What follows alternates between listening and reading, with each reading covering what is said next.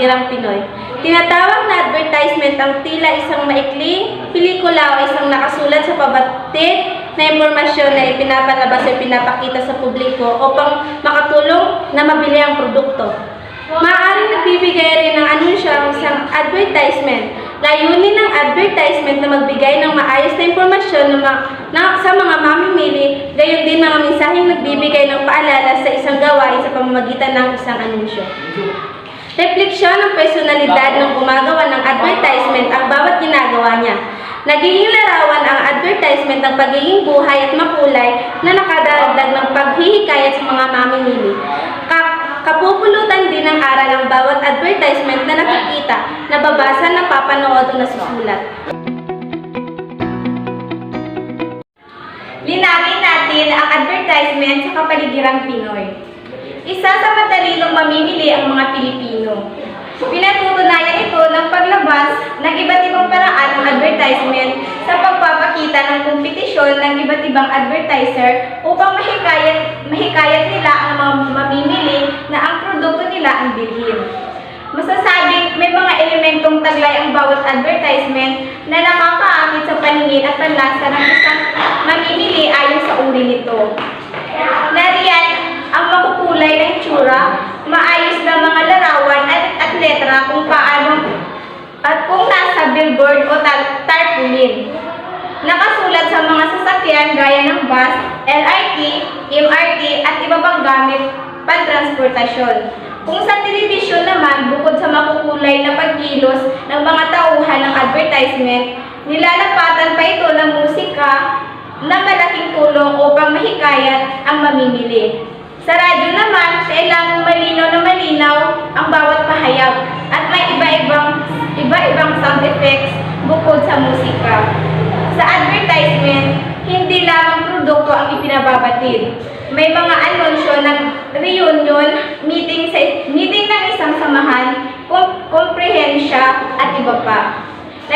Nagsisilbi itong paalala sa mga taong may kaugnayan sa nasabing mga anunsyo. Isang kahanga-hanga sa mga advertisement ay iyong nagbibigay ng aral, nagpapakita ng kultura ng isang lipunan. Nagsisilbing purot ito sa mga damdamin ng mga mamimili at nagiging daan upang muling gunitain ang mga panahong kaugnay ng nasabing advertisement. Higit sa lahat, paano ginagamit ang wika? Anong antas ang ginagamit? Kasama sa mga dapat bigyang pansin ang mga register na gamit ang wika. Sa bawat uri ng advertisement at ang kakayahang lingwistika, struktural at gramatikal na pagkakabuo ng mga pahayag. Naging komunikatibo rin ba ang nasabing mga pahayag na tingnan ang gamit ng wika nang ayon sa sitwasyong ipinapakita ng bawat advertisement? Advertisement. Ang advertisement ay isa sa maikling pelikula o isang nakasulat na pabatid o impormasyon na ipinapalabas o pinapakita sa publiko upang makatulong na mabili ang produkto. Maaaring nagbibigay rin ng anunsyo ang isang advertisement. Layon ng advertisement: magbigay ng maayos na impormasyon sa mga namimili. Gayon din, mga mensaheng nagbibigay ng paalala sa isang gawain sa pamamagitan ng isang anunsyo. Elementong taglay ng bawat advertisement.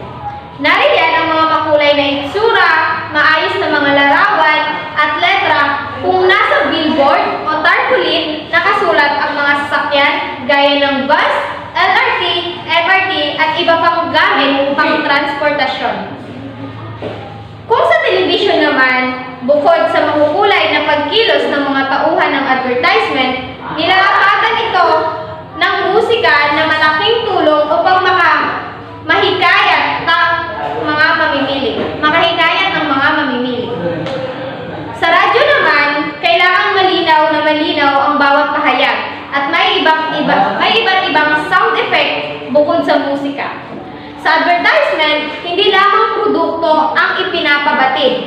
May mga anunsyo ng reunion, meeting ng isang samahan, komprehensya at iba pa.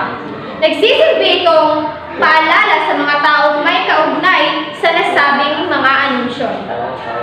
Isang kahanga-hanga sa mga advertisement ang iyong nagbibigay ng aral, nagpapakita ng kultura ng isang lipunan. Nagsisilbing purot ito sa damdamin ng mga mamimili at nagiging daan upang muling gunitain ang mga panahon kaugnay ng nasabing advertisement. Tunghayan ang iba't ibang paraan ng paghahatid ng advertisement. Ito ang mga halimbawa. Ayan. Karaniwang mga pelikula o isang produkto ng gadget, pagkain, gamit, pangmedikal at iba pa ang makikitang advertisement sa bus. Una-una po ay ang advertisement sa bus. Naniniwala ang mga advertiser na malalaking paghikayat kung sa bus ay maglalagay din sila ng advertisement sapagkat bawat makikita nito ay hindi maaaring hindi mapalingon lalo na kung maganda ang pagkakagawa. Nabintahe para magkaroon ng interes at lumangon ay mahikayat na bilhin ang isang produkto. Advertisement sa telebisyon. Ang bawat komersyal sa telebisyon ay nagsisilbing advertisement. Ito ang sinasabing pinaka-epektibong uri ng advertisement sapagkat halos lahat ng tao ay may panahon ng pangnunood ng telebisyon.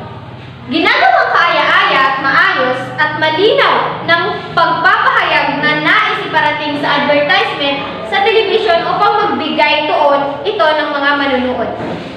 Ngayon ay advertisement sa radyo. Epektibo rin paraan ang radyo upang mahikayat ng isang produkto ang isang mamimili. Tulad din sa telebisyon, kailangan ang airtime o istasyon o network upang marinig ang mga commercial kaugnay ng advertisement.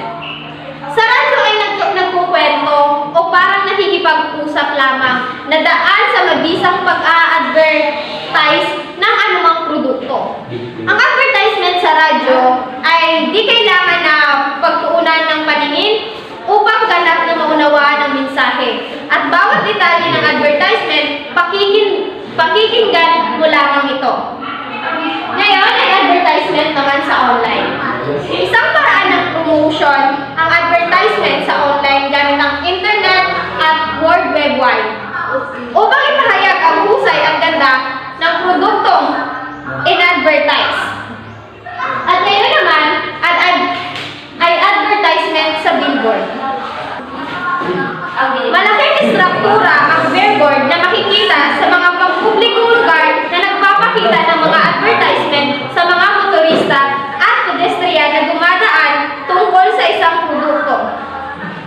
Karaniwang makikita ang mga pangunahing lansangan kung saan dumaraan ang maraming tao. Makikita rin ang mga ito sa mga lugar na matao tulad ng terminal ng bus, sa mga mall, mga gusaling pinagtatrabahuan, mga estadyo at maraming pang iba. So ito ang iba't ibang uri ng advertisement. Advertisement sa bus, advertisement sa television, advertisement sa radyo, advertisement sa online at class, at huli, advertisement sa billboard. Ang advertisement sa kapaligirang Pinoy ay naglalayong ipaalam o ipaunawa ang isang produkto o serbisyo sa pamamagitan ng mga pampublikong pagsusuri o pagpapakita. Karaniwan ito ay kasamang kahulugan ng pagsusuri o pag-alam ng mga pangangailangan ng lokal na komunidad. Meron ako dito ang 5 halimbawa ng advertisement sa kapaligiran Pinoy. Una, yung Jollibee, langhap sarap. Ang kilalang fast food chain na ito ay nagtatampok ng mga advertisement na naglalaman ng pambansang pagkain at mga kwentong pamilya, na kilala sa pagpapahalaga sa samahan at kasaysayan ng Pinoy. Pangalawa, Nescafe, para kanino ka bumabangon. Ang Nescafe ay kilala sa kanilang mga advertisement na nagtatampok ng mga kwento ng determinasyon at pag-asa ng mga ordinaryong Pilipino, na nagpapakita kung paano nagbibigay impormasyon, ang inspirasyon, ang kape ng pang-araw-araw na buhay. Pangatlo ay Pantene, Total Damage Care. Ang Pantene ay naglalabas naglalabas ng mga advertisement na nagbibigay din sa kahalagahan ng malusog na buhok at kung paano ang kanilang produkto ay makakatulong sa pangangalaga ng buhok ng mga Pinay. Pang-apat ay San Miguel Beer, walang iwanan.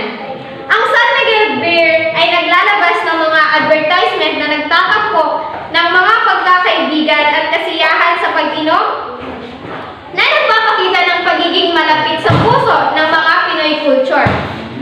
At ang panghuli ay yung panglima ay ang ABS-CBN Christmas ID Station. Ang annual Christmas Station ID ng ABS-CBN ay isang uri ng advertisement na naglalaman ng makabuluhang mensahe ng pag-asa at pagkakaisa.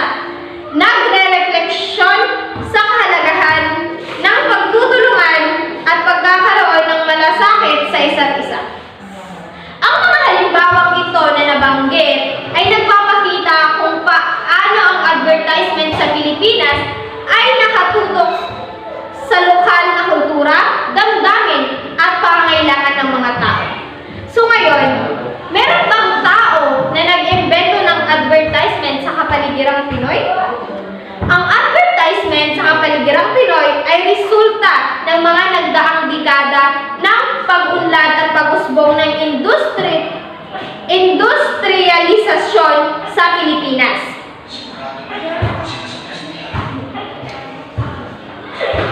Hindi ito likas na naimbento ng isang tao, ngunit bunga ng mga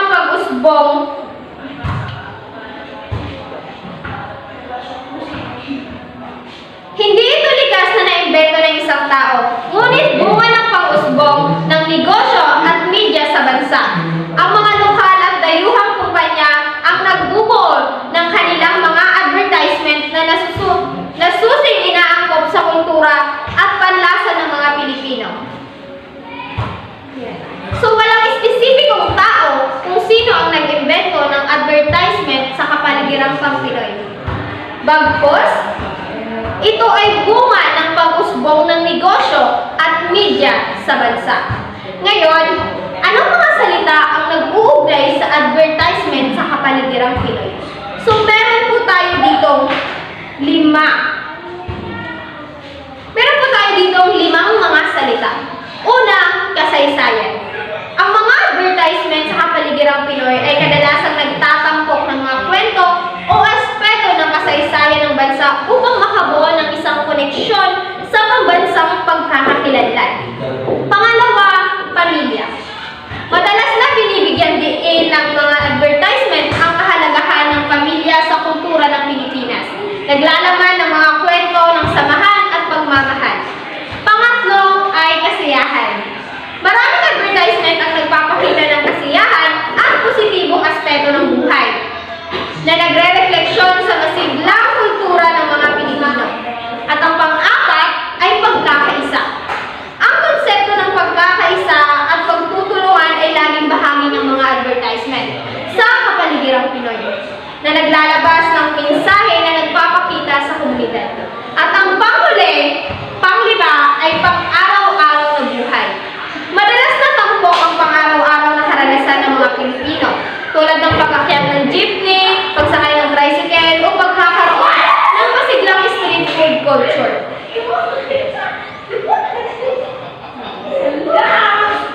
Ang mga nabanggit na salita ay naglalarawan ng tema at mensahe na karaniwang makikita sa mga advertisement na itinataguyod ang mga lokal na kultura at karanasan ng mga Pilipino.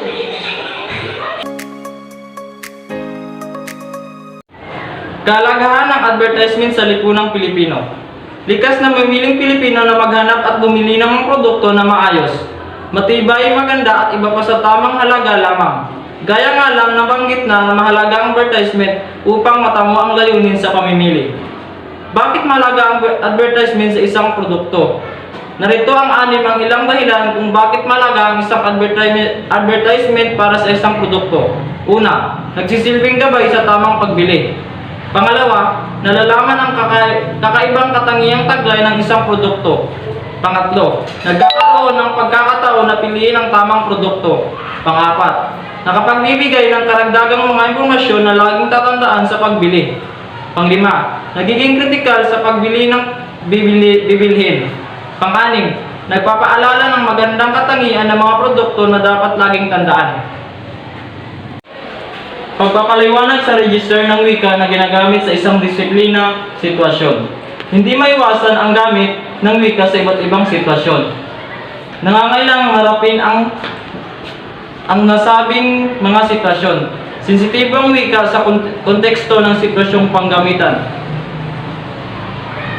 Halimbawa, una, registered na ginagamit sa sitwasyon doktor sa pasyente. Pangalawa, registered sa disiplina sa accountant. Ang tatlo, registered sa advertisement para sa ibinibintang produkto. Ang apat, at iba pa. Pagpapaliwanag sa ginamit na register ng wika. Kailangan ang angkop ito sa disiplinang sitwasyon. Tiyak din na dapat ang layunin ng disiplina o sitwasyon na makakatulong sa pagpapaliwanag. Ngayon ay tatalakayin natin ang tatlong kakayahan. Una, kakayahang linguistika. Maagham na pag-aaral ng wika, bukas ng pag-aaral ang panunuhiya o patunungan, morpolohiya o palubuan ng salita, at sintaksya o palugnay ng isang wika tulad ng Pilipino.